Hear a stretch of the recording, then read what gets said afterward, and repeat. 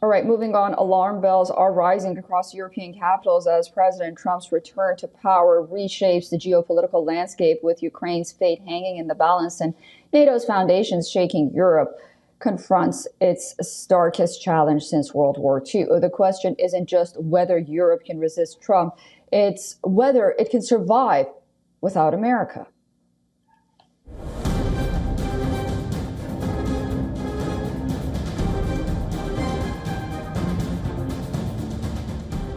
A dozen leaders from Europe and Canada are in Ukraine's capital.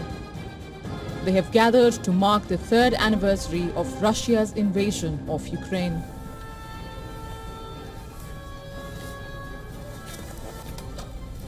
Reeling from one shock statement after another from the Trump administration, European governments are trying to show they are united in their support for Ukraine. Putin is trying harder than ever to win the war on the ground. His goal remains Ukraine's capitulation, and we know what could happen next, because it has already happened before. It is not only the destiny of Ukraine that is at stake, it is Europe's destiny that is at stake.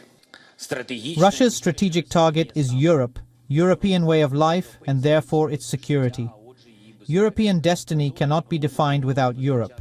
Ukraine, Europe together with the United States, must be at the table for talks in front of Russia so that need for peace is not talked down again by promises of normalization, reboot or compromise.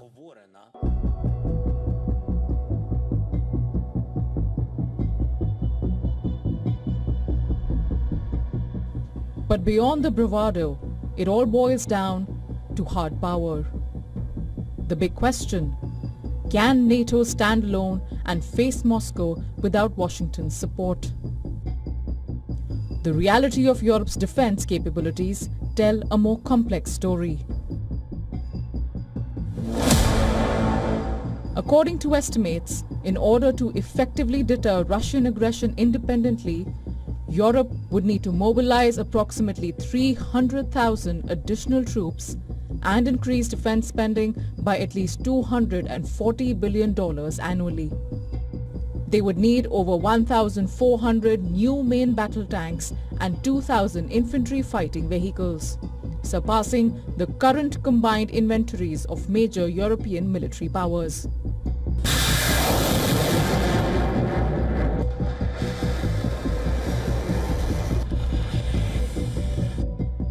The challenge extends beyond mere numbers.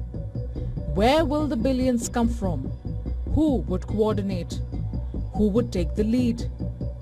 There are deep divisions within the European continent. European leaders are scrambling to respond. French President Emmanuel Macron, British Prime Minister Keir Starmer, and EU Foreign Policy Chief would be rushing to Washington separately. They are aiming to dissuade Donald Trump from finalizing a hasty ceasefire with Russia's President Vladimir Putin that could potentially jeopardize European security interests.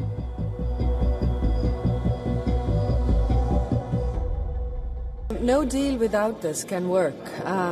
So that is very clear. You can discuss whatever you want with Putin, but if it comes to Europe or Ukraine, then Ukraine and Europe also have to agree to this deal, and that's why we need to be discussed whatever there is. The urgency is palpable. As the US and Russia forge ahead with peace talks that exclude key European stakeholders, the continent must decide whether it can stand up to Trump and assert its strategic autonomy. The decisions made in the coming days will have profound implications for Europe's security architecture and its role on the global stage. Bureau Report, WION World is One.